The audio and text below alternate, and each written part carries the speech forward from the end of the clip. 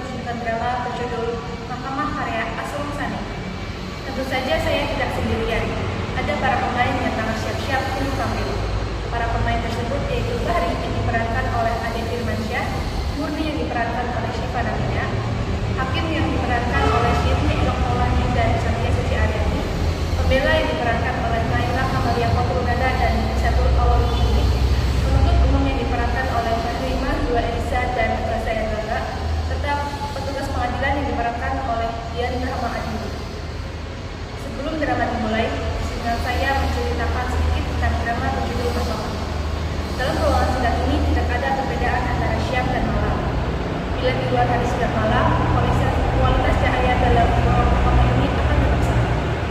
Murni datang ke pengadilan dengan diantar oleh seorang petugas pengadilan untuk bersaksi atas kasus pembunuhan yang menewaskan Anwar mantan pacarnya. Yang lebih ironisnya lagi, terdapat Bahri yang menjadi terdakwa atas kasus pembunuhan tersebut, menyandang sebagai status atau orang yang dicintai oleh Murni. Lalu apakah yang terjadi? Ataukah Murni akan tetap jujur atau malah bercerita?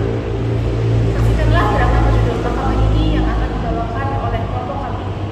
Terima kasih.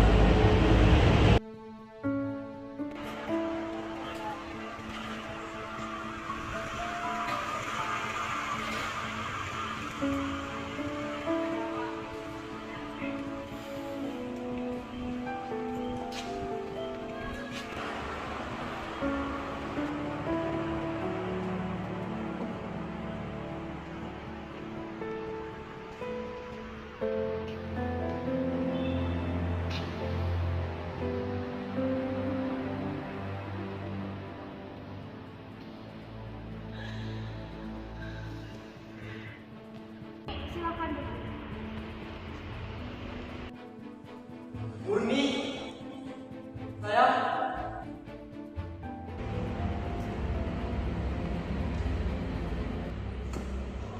Nyonya, ada sedikit pengakuan yang ingin didengarkan oleh majelis hakim yang mulia. Kami mengetahui bahwa dulu Nyonya adalah kekasih Kapten Anwar. Tapi orang yang mencintai Nyonya bukan dia satu-satunya. Ada lagi yang lain yaitu Mayor Fahri, suami Nyonya yang sekarang juga mencintai Nyonya. Kemudian Kapten Anwar dijatuhi hukuman mati oleh pengadilan Medan Perang. Yang menjadi ketua pengadilan ini adalah Mayor Fahri, suami Nyonya. Saya ingin mengajukan beberapa pertanyaan, harap Nyonya jawab dengan jujur dan tunjukkan kepada majelis hakim. Sudah berapa tahun Nyonya berumah tangga dengan saudara Bahri? Lebih dari 30 tahun. Waktu yang cukup panjang untuk mengenali pribadi seseorang. Berdasarkan pengetahuan Nyonya, apakah mungkin saudara Bahri menjatuhkan hukuman kepada sahabat kandungnya dengan maksud membunuhnya supaya dapat mengawini Nyonya? Tolong Nyonya jawab dengan sejujur-jujur. Cobalah Nyonya renungkan. Saya perlu merenungkannya. Saya kenal sifat suami saya. Suami saya seorang pejuang, seorang prajurit yang setia. Tidak, dia bukan pembunuh. Tolong sampaikan dengan lebih jelas pada majelis hakim. Saya tidak membunuh Anwar karena ingin kawin dengan saya. Terima kasih Nyonya. Untuk sementara sekian dulu yang mulia. Saudara penuntut umum, giliran saudara. Murni, apakah Nyonya seorang yang dapat dipercaya? Ataukah Nyonya berkata begitu hanya sekedar mimpi memamerkan kesetiaan pada suami yang sebetulnya sama sekali tidak Nyonya miliki? Yang mulia, saya keberatan atas ucapan saudara penuntut umum. Di sini yang diadili saudara Bahri, bukan Nyonya Murni. Maaf yang mulia, saudara pembela terlalu terbawa nafsu. Kami belum selesai bicara dan kami tidak mengadili, kami hanya membuat satu kesimpulan. Teruskan saudara penuntut umum. Setelah saudara Anwar meninggal, berapa lama kemudian Nyonya menikah dengan saudara Bahri? Ayolah, Nyonya Murni, menurut keterangan yang kami peroleh, Nyonya sangat cinta kepada saudara Anwar. Apa betul? Begitu cinta padanya, hingga lamaran saudara Bahri yang pangkatnya lebih tinggi dari saudara Anwar Nyonya tolak. Saya tidak tahu pasti, siapa kepastian ini tidak penting. Dalam pemesraan dengan saudara Anwar, tidak akan begitu aneh jika Nyonya dan saudara Anwar memutuskan untuk hidup semati. Itu biasa. Memang begitu biasanya anak-anak muda yang sedang bercinta. Lalu dia meninggal. Berapa bulan kemudian Nyonya menikah dengan saudara Bahri? Tolong keras sedikit Nyonya. 2 bulan. 2 bulan? Hebat sekali kesetiaan Nyonya kepada saudara Anwar. Belum lagi jasadnya membusuk dalam kubur. Nyonya sudah berpaling dengan lelaki lain, saingannya. Perempuan apa Nyonya sebetulnya? perempuan pengobral cinta yang pindah dengan mudah dari laki yang satu ke laki yang lain, penjual mulut manis, pendusta, pembohong. Saya keberatan atas pertanyaan saudara penuntut umum. Semua kan bukan simpulan. Kalau boleh bertanya pada saudara pembela terhormat, simpulan apa yang akan ia ambil dari kenyataan-kenyataan ini? Cara saudara mengajukan pertanyaan, memojokkan Nyonya Murni. Kami tidak memojokkan siapa-siapa, itu adalah prasangka saudara. Di sini, Saudara-saudara bicara melalui hakim. Maaf yang mulia, Saudara penuntut umum, silakan. Sementara sekian dulu yang mulia. Saudara pembela silakan. Nyonya Murni, kata Nyonya, Nyonya kawin 2 bulan setelah kekasih Nyonya meninggal. Masyarakat umum akan bertanya-tanya, bagaimana mungkin seorang gadis yang begitu mencintai seorang laki-laki tiba-tiba dalam waktu begitu singkat menikah dengan lelaki lain. Masyarakat cenderung untuk menghukum, tapi Nyonya berhak untuk membela diri. Nyonya tentu punya alasan. Apa bisa Nyonya jelaskan? Setelah Anwar meninggal, saya hancur luluh. Dunia ini serasa kiamat. Saya hampir-hampir sesat. Saya memutuskan untuk bunuh diri, tapi Tuhan melindungi saya. Bermalam-malam, saya berjuang untuk melawan keinginan saya itu. Saya berhasil mengambil keputusan. Saya akan hidup terus. Saya harus bisa melupakan. Tapi saya perempuan sendiri, memerlukan perlindungan. Tidak ada gunanya memerlukan perlindungan kepada seseorang yang sudah tidak ada. Satu-satunya orang yang mencintai saya kecuali Anwar adalah Bahri. Lalu saya membulatkan hati. Siapa tahu saya dapat belajar mencintai dia. Karena ia lelaki yang baik juga setia.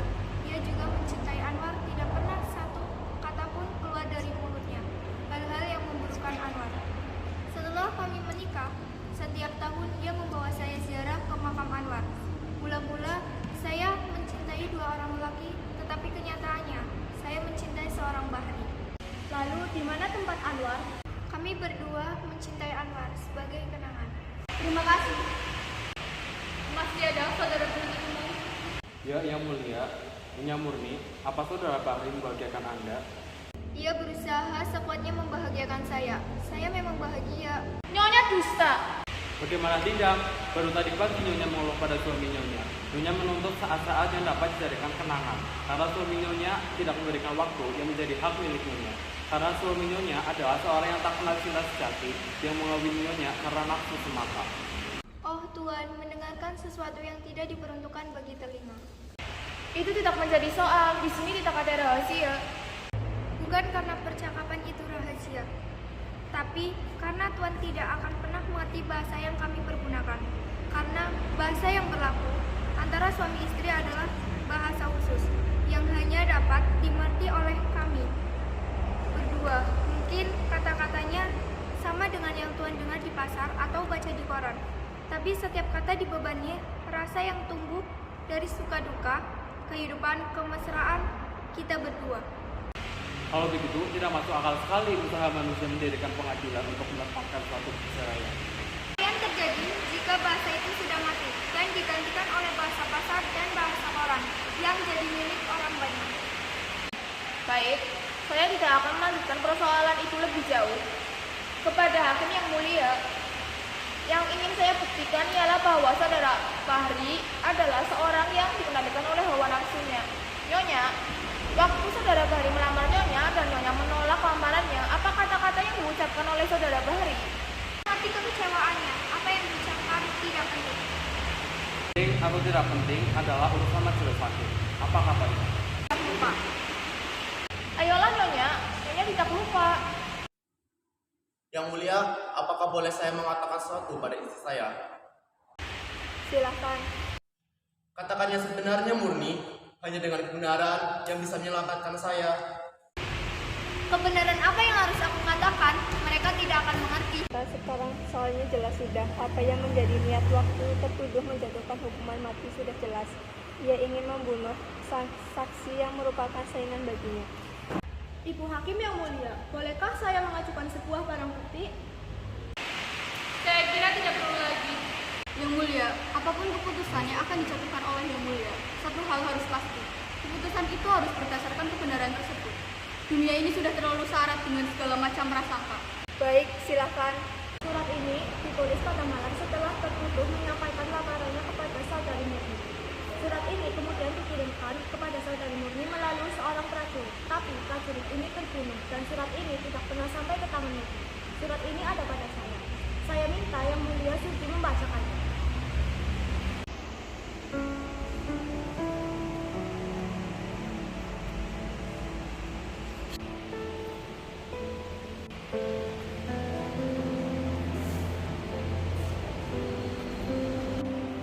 Adinda Murni tercinta, biarpun cinta Kakanda telah Adinda tolak, semoga Adinda masih bersedia membaca surat ini dan mempertimbangkan permohonan Kakanda. Kakanda minta maaf atas ucapan yang Kakanda lontarkan di hadapan Adinda. Kakanda begitu kecewa dan sedih, hingga Kakanda kehilangan kendali atas diri Kakanda. Lalu Kakanda berkata, kalau begitu tidak ada jalan lain. Salah satu di antara kami, saya atau Anwar, harus mati. Kakanda menyesal sedalam-dalamnya atas ucapan itu. Kakanda malu. Kakanda kini ingin bicara dari lubuk hati Kakanda. Adinda bebas menentukan pilihan. Jika Adinda memutuskan untuk memilih Anwar, maka Kakanda akan mengucapkan syukur dan berdoa pada Tuhan supaya kalian bahagia. Anwar adalah sahabat Kakanda. Kalau dia bahagia, maka Kakanda juga bahagia. Salam Kakanda, Saiful Bahri. Terima kasih Yang Mulia, saya tidak akan mengajukan pertanyaan lagi. Saudara penuntut umum masih ingin mengajukan pertanyaan pada saksi. Tidak, Yang Mulia. Apa ada yang saudara ingin sampaikan pada majelis hakim? Ada sedikit Yang Mulia, sebuah perbuatan ditentukan oleh niat pelakunya. Dari pemeriksaan yang telah dilakukan, sudah jelas dengan apa yang tersembunyi di balik hukuman yang dilakukan kepada tertuduh. Biarpun saudara Bahri mengatakan semuanya ia lakukan demi Tuhan, demi bangsa, demi negara, niatnya yang sebenarnya adalah untuk menyingkirkan saingannya. Dengan demikian, dia bukan orang yang melakukan tugasnya, melainkan harus dinyatakan sebagai seorang pembunuh. Terima kasih. Saudara pembela, saya persilahkan saudara untuk menyampaikan pembelaan saudara yang terakhir pada majelis hakim. Majelis hakim yang mulia, kini sampailah saya pada akhir tugas saya, membantu dengan sekuat tenaga, menegakkan kebenaran dan mewariskan hak kepada masyarakat. Perbuatan seseorang dapat dinilai menurut niat pelaku, tapi siapakah yang dapat mengetahui niat seseorang? Dan jika kau dapat kita ketahui, maka kita akan menilainya dengan keterbatas. Oleh karena itu yang mulia, satu-satunya yang dapat menghakimi adalah pelaku itu. Tapi itu akan terjadi jika hati sanubari orang tersebut masih berfungsi sebagaimana mestinya. Jika suara hatinya masih bisa membedakan yang benar dengan salah. Yang terbukti dalam mahkamah ini tidak apa-apa, kecuali bahwa Saiful Bahri yang sekarang ini dihadapkan sebagai tertuduh adalah seorang yang jujur, rendah hati, percaya pada Tuhan, dan seorang yang mempunyai tanggung jawab penuh atas semua perbuatan. Oleh karena itulah pada tempatnya, jika keputusan pengadilan ini dikembalikan kepada hati sanubarinya sendiri, saya yakin majelis hakim akan mempertimbangkan ini. Terima kasih. Majelis hakim akan mengundurkan diri untuk bermusyawarah dan mengambil keputusan. Dengan ini, sidang saya undur beberapa saat.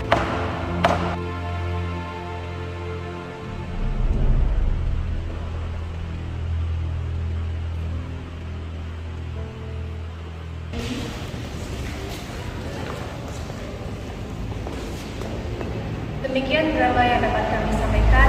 Pesan moralnya adalah kejujuran akan menyelamatkanmu meski kamu takut akan hal itu.